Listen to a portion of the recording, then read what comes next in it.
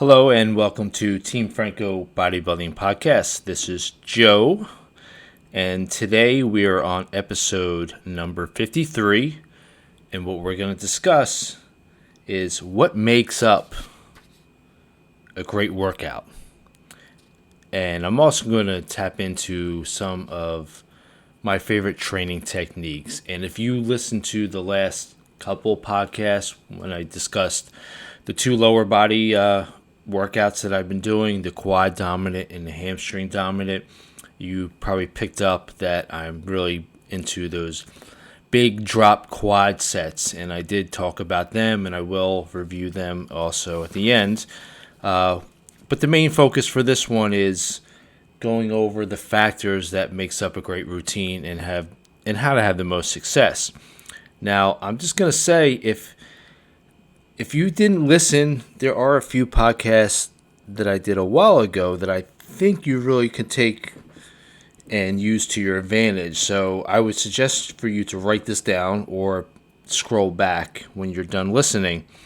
And the first one is episode number 20, where I think the title of that one is What Training Split is Best for You.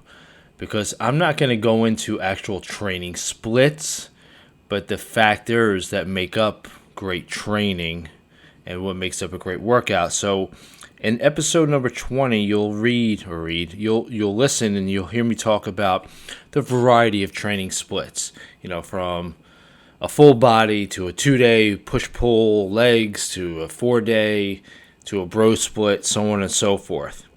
So that will give you a good baseline. And then further down the road on episode number 31, I talk about, at least at that time, my favorite training split and the reason why. And the spoiler alert is it was a 4-day split. I mean, I've done the 4-day split and tons of varieties that I even give to my clients for years and years. But as you know, if you are a listener, that 2-3 months ago I changed it to a 3-day, and I'm really enjoying it, as you would hear me talk about in the last couple of podcasts. All right, so people will even ask me, posing classes at shows, potential clients, in-person clients, all that stuff. What makes up a great workout? What needs to be done? And I can probably end this podcast in a matter of 2 minutes by just first saying that you need to be consistent, and you need to enjoy it, and you need to have patience. That is the recipe to a great workout. So, taking one thing at a time, enjoying your workout. Yes, what I mean by enjoying it is that I'm not expecting you to have fun, and to have a great time. I mean, yeah, you are. I mean, if you're weight training, some of us will love it and do have a great time. But you want to have an exercise routine that makes you happy in the sense of that you're going to be, therefore, consistent, which is the second biggest factor. Anything that we go for in life, we need consistency. We learn from consistency. Consistency is training. Not talking about weight training, but training in itself so we can get better. The more you do something on a regular basis, you'll get better. That's what weight training is all about, and that's why consistency is key. So, for example, if we start off squatting, we're not a good squatter. If we do get the proper form and the proper instruction, and then we practice by squatting once a week, twice a week, whatever, you're going to get better. Therefore, getting better, you're going to lift more weight. Therefore, you're going to have more physique development in your lower body.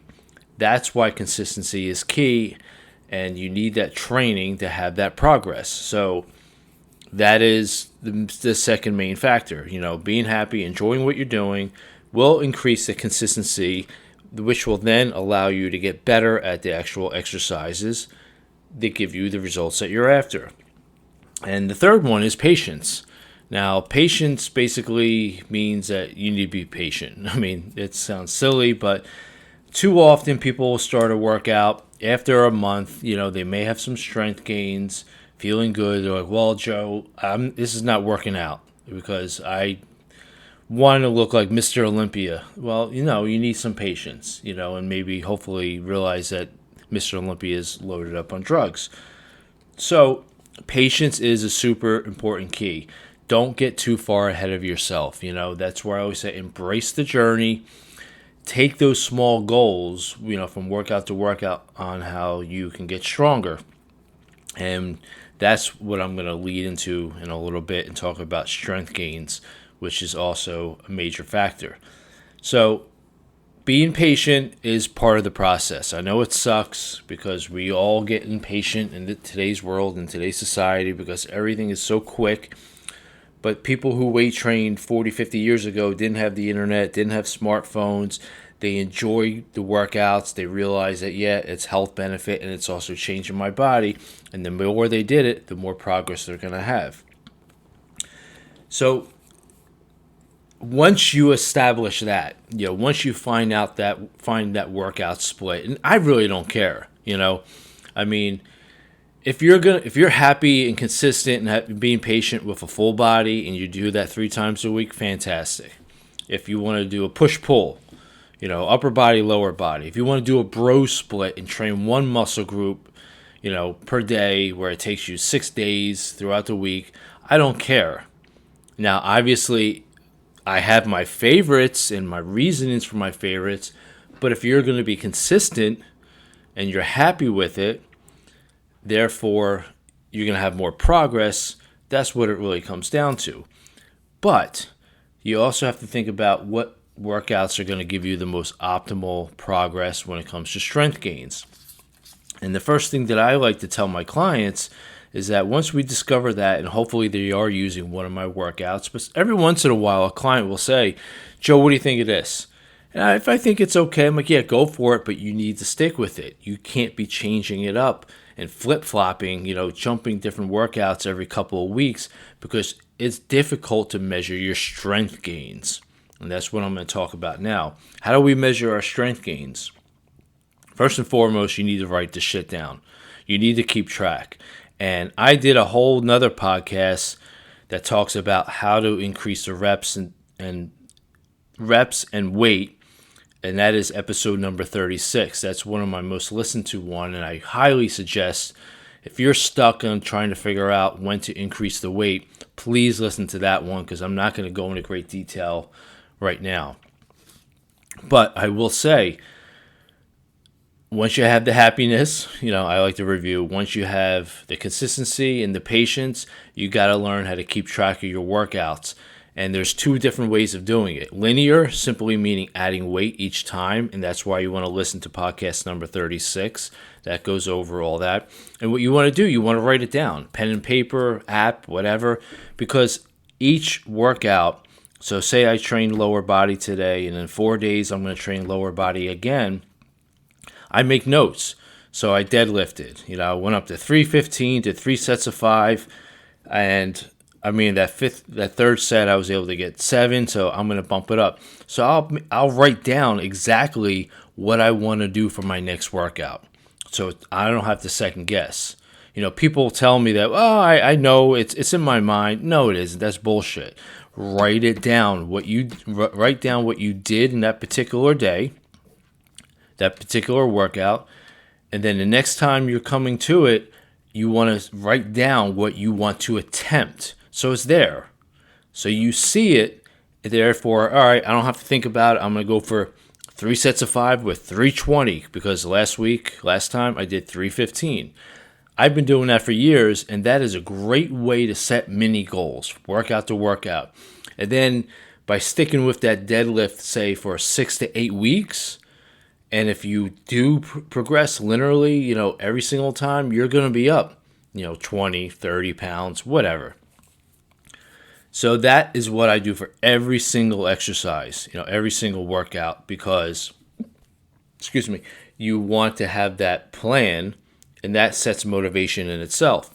Because, again, people will get bored, and that's why I talked about before that, you want to be consistent and happy with your workouts, but just say, I did deadlifts, and then, I do like maybe 2 or 3 rotations of deadlifts. I don't want to do it.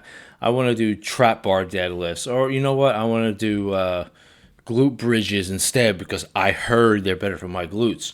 I mean, that's great, but you're not training to get better at the deadlift. You're throwing a lot of variety at you, and you're not going to give yourself the opportunity to build strength, to get better at that exercise, to make that progress that's needed. So that's why when I prescribe a workout to my clients, you will have like 3 different versions, and I will say stick with the first version, 4 to 6 weeks, whatever, like a month. And then if you want, go to, routine B, and then rotate through that. And then same thing, a month, go to routine C. And often I will then say, what do we do next? The new routine? Yes, you can I can send you a new routine, but you can also go back to routine A and then measure up your strength gains to see how you do. So that's linear strength progress. Trying to add a little bit of weight, could be 2.5 pounds, 5 pounds total to every exercise each time. But of course, you're going to hit a sticking point. There's going to come a time that you can't keep on adding. And that's why I have my VIP, variable intense program. That's what I call it. It's very similar to like a 5-3-1 or a DUP, daily undulating periodization. And that's just all fancy talk for working at submax levels, meaning that you are not going to go to failure. You're going to work at a submax level of what your 1 rep max can be. Now, I did a video on my VIP on YouTube that's years old, and you can search that up if you want to. But in a quick summary of it, let's say that my max deadlift is 405, for a single one time. And, I was like building it up, and I got stuck around 375 for doing reps. And I'm like, I can't do any more, but I know I can do 405. So you were to plug it in, and then it's going to spit out numbers. And basically, you're going to be doing sets and reps of percentages of that. It could be anywhere from 60 to 80%, maybe 90%. So that's what submax is. It's a lower amount of your max weight. It allows you to build the momentum up, and you get that volume in. And the volume is what is the biggest thing that matters the most. Because when you have volume, which is sets times weight times reps, comes out to a large number, that is what you want to increase each time. When you do linear training, you are doing more volume because you're adding a little bit of weight, doing the same sets and reps, and that's what the VIP 5-3-1 is doing that for you. It's programming it for you, but it's at a lower level of weight.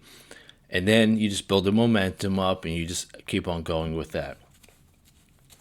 So those are the few things that I think are super important, being happy with your workouts, being consistent, obviously, day in and day out, doing the same thing instead of flip-flopping, having the patience, allowing yourself to get stronger, because the stronger that you get will result in more muscle. And how do we get stronger? Adding weight, adding volume over time. And that can be done through a linear process, adding a little bit at a time, or using a submax program like VIP 5-3-1, and there's dozens online. If you were to search DUP or undulating periodization or whatever it is, you're gonna find a ton of stuff. That's really what it comes down to. Now you're saying, well, Joe, there's gonna be days I don't feel like training, or I just can't get the weight up, and that's fine, because all workouts count. Even if it's a shitty workout and you get in the gym, you move your body around, it's still adding, how can I say it? It's still giving you the stimulus to your body. You're still stimulating it, and it's not going to be like every single day is going to be a shit workout anyway. There could be once a week or a few times a month. But that's what I always say to my clients, is that you want to look at the summation of your results. Even if when you're losing body fat or gaining muscle, just don't look at it one after another. Look at the past month, 2 months, how far you've come. And there's going to be mixed in once in a while crappy workouts. That's human nature, and it's going to happen. So don't ever get down, even if you have a few bad days in a row because, life stuff is happening, either with work, family, or, relation, whatever it is. It's going to happen. It's something that you really shouldn't sweat too much. The few things that I do like to add in myself to add a little bit of variety to the training, and I discussed this before, is, the big drop sets, the quad sets. But beyond that, I'm a fan of supersets when it comes to the arms, where if I'm training, if I was doing a bro split, I would superset bis and tris together. And then even with the arms, if I'm doing just the triceps, I may combine a couple exercises. But truth of the matter, I don't go beyond doing any real fancy stuff because I'm a little old school, because I'm a fan of just like sticking to that main exercise, that compound exercise, and then seeing what I can do over time with it. Now, as far as rep ranges, I'm a fan of all rep ranges. Again, as long as the volume is increasing, that's what matters. I wouldn't say that lower reps are better than any higher reps, but you don't want to favor one all the time because, again, your body adapts. Now, when you do the same thing over and over again and don't actually increase the weight, don't actually increase the sets, and just doing the same thing over and over, I'm not talking about exercises, I'm talking about the effort, your body adapts and it becomes less effective. That is why it's so important to try to get stronger, to push yourself. So a workout of mine, typically the lead-off exercise will be a little bit lower in reps. It could be like a 3 to 6 range because I want you to focus to get stronger on that compound movement of a deadlift, a bench press, a squat, a row. And then when we get down to the secondary or, the accessory type exercises, the reps will then go up to 12, 15, or even 20 because you're already warmed up. It's a more isolated motion, so it's safer to go higher reps. So therefore, you can blast it out. So that's my technique for rep setting as far as, setting up, for lack of better terms, for, actual workouts. So supersets, are simple. I just went right through them really fast, but that's something I like to do if I'm, restricted on time. I like to do that for the arms just because to me, training arms is still boring. But as far as supersets, when it comes to like back and chest and stuff, I don't do it. I'm not a fan of going crazy. I have become a real big fan of doing the mega drop sets, and that is for the isolation type exercises, only because it's a good way of burning it out. Controlled drop sets. I talked about this before, where a controlled drop set is, say, you did your heavy stuff for deadlifts. You take a normal rest period of 1 to 2 minutes, drop the weight. It could be anywhere from 20 to 50% of that high weight, and then you rep it out. To me, that is a controlled drop set instead of stripping the weight off and then boom. So it's an additional set, but you're just doing much lighter weight. I know I just started talking really, really fast. That's it. I think I covered a lot, and hopefully this one's been helpful for you to help organize as far as, what to look for in a workout. Don't be afraid to try new workouts. That's what I always say, but you got to be consistent so you get better at it, so you train at it. I've always used the analogy of someone playing a sport. If someone's a baseball player and they're working on their swing, their stance or their follow through and just trying to hit the ball up the middle, they're not going to go shooting basketball, free throws to get better. That's not going to help that one particular activity. That is why it's so important to stick with it and not hop. Enjoy the exercises. Don't be afraid to push yourself. Keep track of your training. And then just let your body grow. You have to have the patience. You're dealing with the human body. And if your diet is half decent, getting adequate protein and fueling it with carbs and healthy fats, great things are going to happen, guys. So I'm going to wrap this one up. Again, thank you for listening. If you enjoyed it, please feel free to share it on any social media platform. Any questions or concerns, Interested in coaching? Hit me up at fitfranco@verizon.net, and I'll talk to you soon.